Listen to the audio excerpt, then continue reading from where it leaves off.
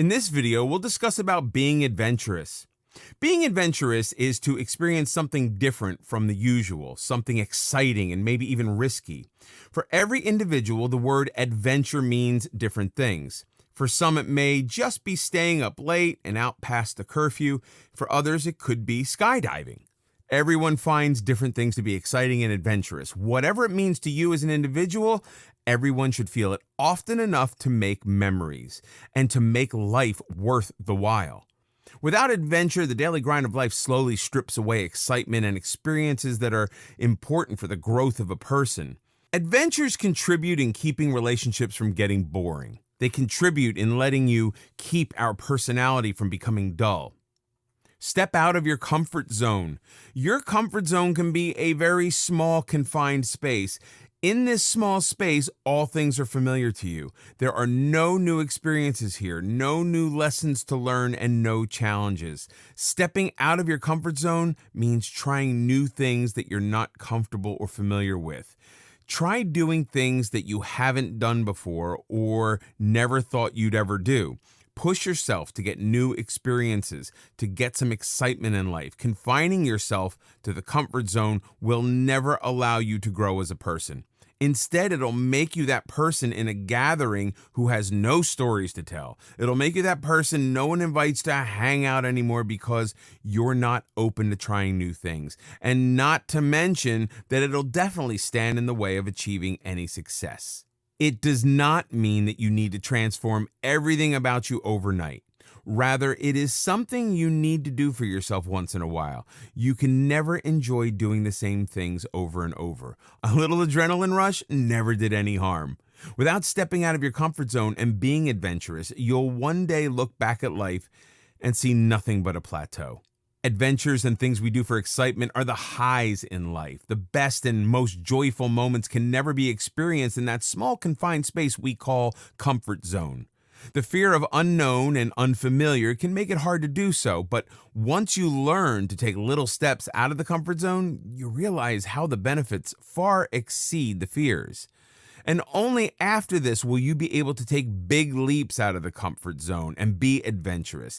It'll help you learn more about yourself, about your strengths and weaknesses. Be open-minded and learn from experiences. To enrich life with adventures, it's important to be open-minded and to learn from experiences. To be open-minded is to accept that there are things you don't know about, and also things that you could be wrong about. It means to be open to the idea of changing your thoughts, opinions, and perceptions from new experiences and being open to new challenges and ideas. For example, a narrow-minded person will always respond with a no when asked to join in anything exciting. A pessimist would not only refuse, but also go on to explain all the things that could possibly go wrong. An open-minded person, on the other hand, would be open to not only hearing about new ideas, but also trying out something new and adventurous. It's the same as one ordering the same thing from the menu every time compared to the one trying out new items and cuisines. The latter will have far better experiences, some good and some bad. Every time you experience something new, there's something to be learned from that experience. Just as a traveler learns about the hospitality of people in a particular place, the different foods to try out there, or the problems to be wary of. On the contrary, someone who is too afraid to invest so much time, energy, and money on traveling and getting out of the comforts of home will learn nothing new from living each day exactly the same as the previous. Prioritizing adventure over convenience and safety. However, this does not mean you risk your safety and security for adventure. It doesn't mean putting your life or the life of others at stake. What it means instead is that you need to let yourself out of the shell that makes you feel safe and at ease. To prioritize adventure over convenience would mean that you're willing to go that extra mile to bring some excitement to your life. It's similar to what happens to a child with overly protective parents, one who isn't allowed to be friends with someone the parents have not approved of, not allowed to swing faster, not allowed to eat sweets, kept on tightly controlled schedules, and so on. Compare him to a child whose parents are willing to let their child try new things, make new friends, and learn from his own experiences. The personalities of these two will be totally opposite. The former will always play by the rules, never learn to be independent, and never have the self-confidence to step out for an adventure. But the latter would know well that life is all about taking chances and learning from the outcomes, enjoying life through the adventure of it all. When you compare the two, growth and success are almost always contrasted with comfort and safety, whereas growth leads to learning, creating, doing, resisting, and failing. Comfort leads to stability, pleasure, protection, and feeling good. But growth can't happen if you choose comfort over learning. And success demands growing, overcoming obstacles, maybe even failing, but then getting up and trying again. So you can't continue to keep clinging to the easy and avoiding what's challenging if you want to be successful at anything. In this video, we'll discuss about words of success.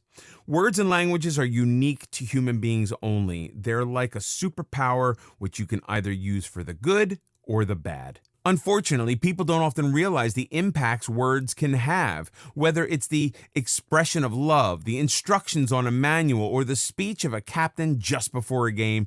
The words we use can change the outlook on everything. In fact, words probably linger longer in our memories than actual faces or whole events, so it's wise not to underestimate what words can do for yourself and for others. Beliefs are shaped from the words you use.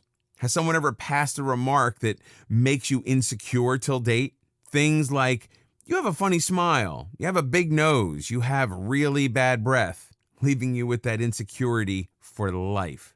So that you now always smile with a hand over your mouth, or get nervous speaking to someone too close to your face.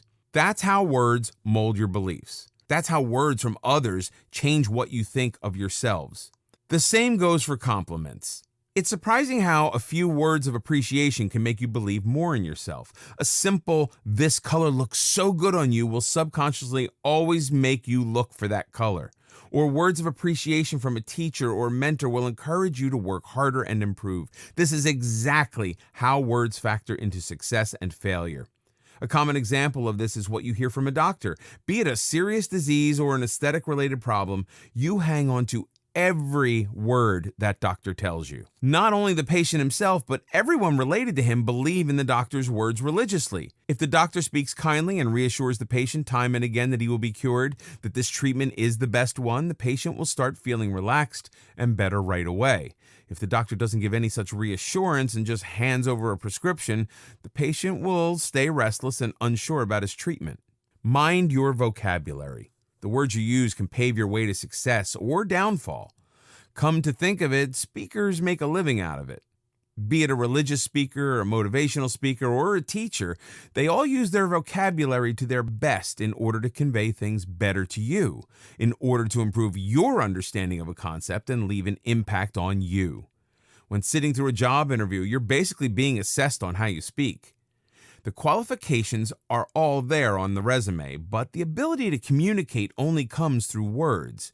A candidate who sounds more convincing and capable has a higher chance of securing the job, even if others are more qualified.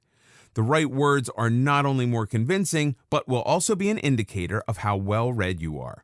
For students, vocabulary can make a huge difference. Without the right choice of words, it's very likely that they will fail to express how good their concepts are and might not do so well on a test. So, mind your vocabulary, as it can shape the level of your success. Even in relationships, vocabulary can save you, or in the other case, get you into trouble. With the right words, you can be more expressive of your feelings, good or bad, so that the other person knows exactly how you feel. It keeps things from getting boring and monotonous. Say your spouse wants to know how they look every time they dress up for you. Do not just stick with beautiful every time. Use other expressions to tell them how you feel, to boost their confidence and encourage them to put in that extra effort for you next time as well. And more importantly, so that it's believable. Otherwise, they'll just think your words don't carry meaning at all. Use more "I can" rather than "I can't." These are words that are entirely related to you. They can make you test your abilities, or they can make you give up. Read a new recipe that seems yummy but too complicated. Was your answer, I can't do this? Did you just tell yourself that without even trying? Can you ever hope to succeed at something if you don't even try? The more you use this phrase, the more opportunities of success you'll miss out on. The ratio of how often you use I can or I can't can bring much more success and positivity in your life. I can will symbolize all the risks you're willing to take, all the new things you're willing to try, all the chances you take, the faith you have in yourself, the limits that you establish for yourself, and how much you're willing to push yourself to achieve what you want. I can't, on the other hand, symbolizes the exact opposite. It's all the chances you missed, the times you refused to see if you could push past an obstacle, the opportunities that you didn't let yourself avail, and basically failure without even a single try. Try making your choice of words positive, using I can so that you can reprogram your subconscious mind to believe things about yourself, your potential, and your aspirations. Because what you believe about yourself can have a real impact on the outcomes of events. It's in your own control which of these words you use for yourself.